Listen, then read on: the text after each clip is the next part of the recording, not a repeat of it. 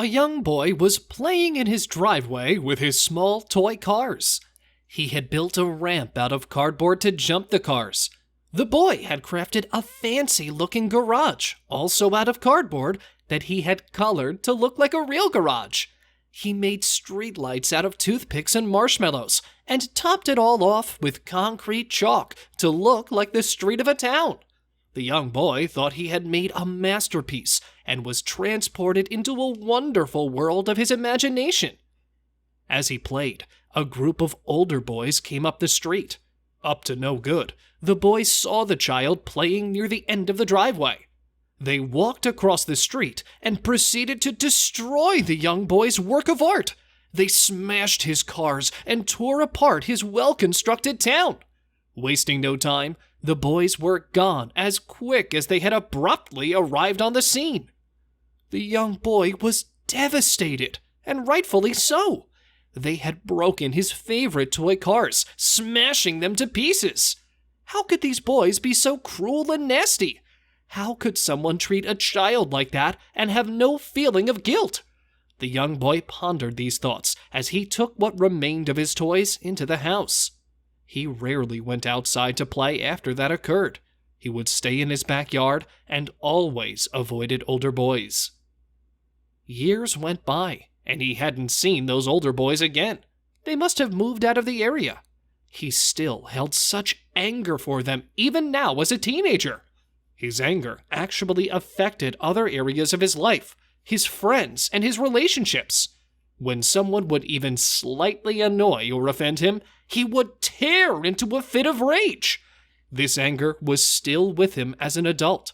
He would marry and have kids of his own, but he never forgot the boys down the road that changed his life forever. He became a successful judge and tried to bring justice to those like the boys down the road and stand up for the victims.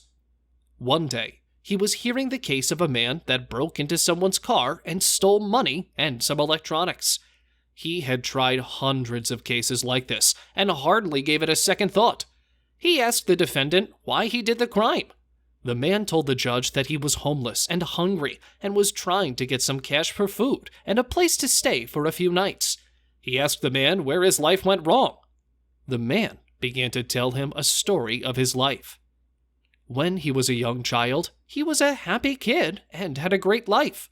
His father was a wonderful man who always played with him and cared for him, and his mother was an angel from heaven. He had a dream life. That was until the day his father was killed in a car accident. He was young, but still remembered it like yesterday. He said that he never felt such pain. A year later, his mom remarried a man that was nothing like his father. The man was vicious and full of rage. His stepdad was always getting into confrontations and fights. He would drive a red and black muscle car up and down the street at high rates of speed and dare anyone to tell him differently. The boy said that these experiences with his stepfather changed him over time, and he became a person filled with anger and a desire to hurt others like he had been hurt. Sparking a memory, the judge asked him if his stepdad's car had a customized license plate. Yes, the man replied. It read, and before the man could utter the word that appeared on his stepdad's license plate, the judge finished his sentence and said, "Wicked." Yes, said the man, you're right, it was wicked. How did you know that? The judge told the man that he lived on Cedar Street and remembered that car racing down the road. He never knew who owned it, but it made a terrible sound coming down the road. The man acknowledged that yes, they lived on Cedar Street as well. The judge went on to say that he used to play with his toy cars near the end of his driveway, and his mom and dad always worried that the wild driver would hit him. When the judge told the man that he used to play with toy cars near the end of the driveway, the man began to weep. "What's wrong?" the judge asked. The man told the judge that he remembered him playing in his driveway, and that he was one of the older boys that destroyed his cars that day. The judge began to cry as well. The anger that he had held for 40 years disappeared in that moment. The man who he had been so angry with for so long was now in front of him. He realized why that boy had so much hate. He thought of how terrible it must have been to lose his father tragically and have an abusive stepdad. The pain he must have endured.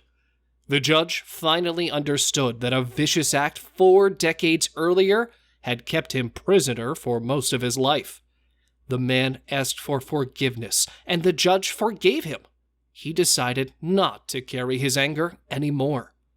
He sentenced him to the best rehabilitation program in the state, a place he knew he could get the help he needed. Years later, the man became an addiction counselor and has helped multiple people in trouble. All because a young boy who became a judge forgave him and let go of anger. Anger is not something to carry. It's like a fire that will burn and consume your life. It grows and eventually becomes hatred. Learn to experience the anger and then let it go. Anger should not be portable. It's not meant to be carried for a lifetime. It's meant to deal with and move on. The little boy became a man who forgave. When is a good time to set down the anger and forgive? Maybe today?